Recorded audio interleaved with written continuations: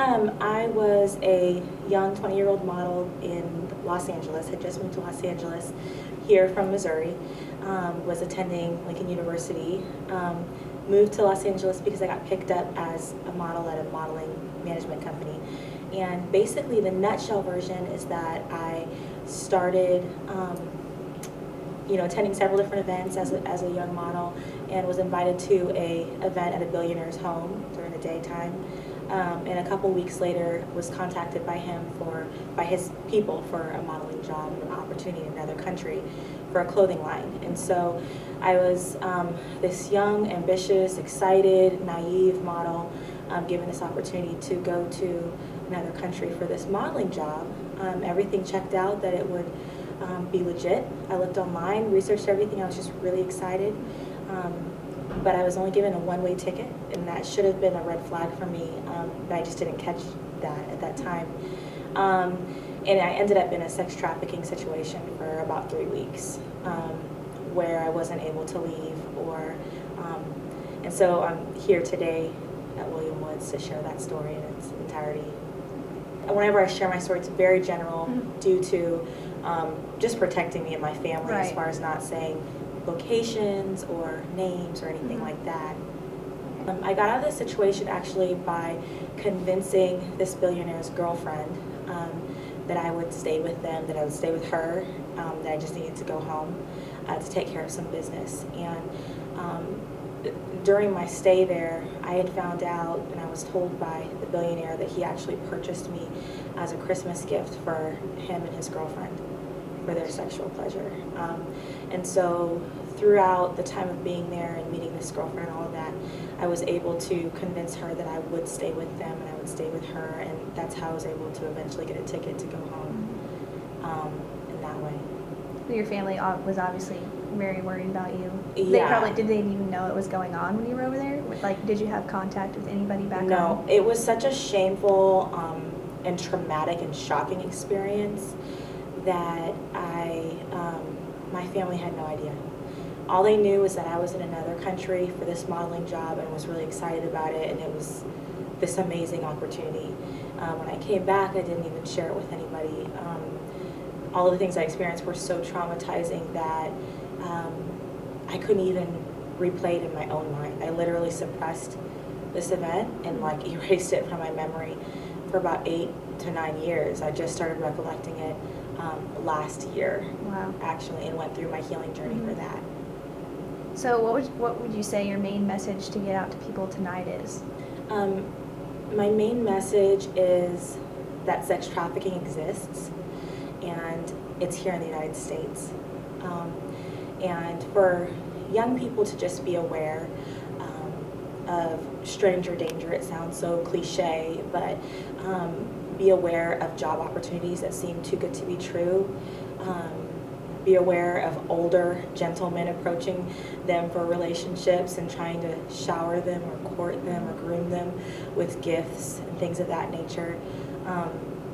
It's a message of hope, though, that no matter what people have been through, that they can absolutely heal and find freedom, and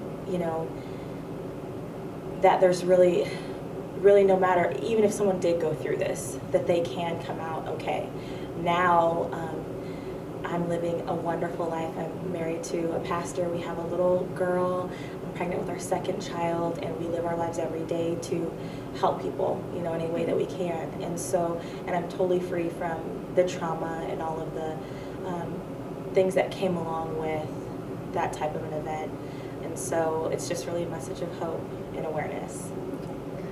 Did you have anyone with you that, like a friend, did you have any friends come with you on this trip and not make it back? There were several different faces that I saw while I was there. It was a routine during dinner time for girls to come all dolled up and sit around a huge table with this man.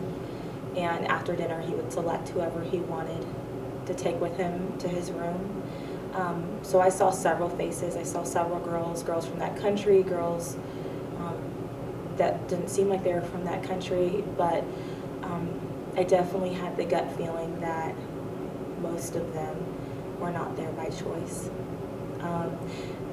There was one girl in particular who was staying with us for a duration of time, and there was an evening where she disappeared when we were out. And to this day, I don't know if she escaped or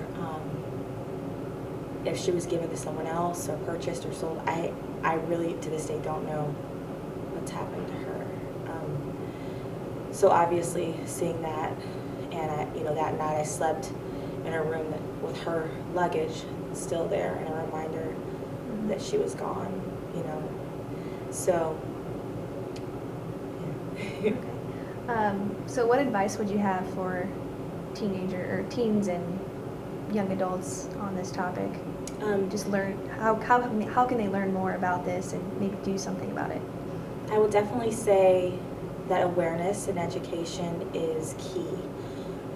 So for every young person to research what sex trafficking is. And on my website, I do have some links that they can go to at sulaskiles.com to just learn more and inform themselves.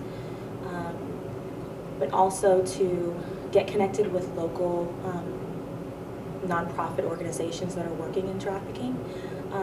Show up to events, that are about sex trafficking. Read everything that they can. Use their voice through social media or however to spread awareness so that their friends know. Parents definitely be aware, and make sure that you take the initiative to talk to your kids and talk to your teenagers about what's going on. If I would have known that something like this existed, then I absolutely know within my heart that I would have made different decisions. And so awareness is so powerful, and as traumatic and as overwhelming as the topic of sex trafficking is, it's important to know how it affects us here, even as Americans. It's not something that's just overseas. So the importance of being aware and sharing with our friends and family. Okay. All right. I think that should be it for now. I'm going to stay and listen to your story if you don't mind. Okay. Yeah, that would be great. Okay. That'd be great. Thank you.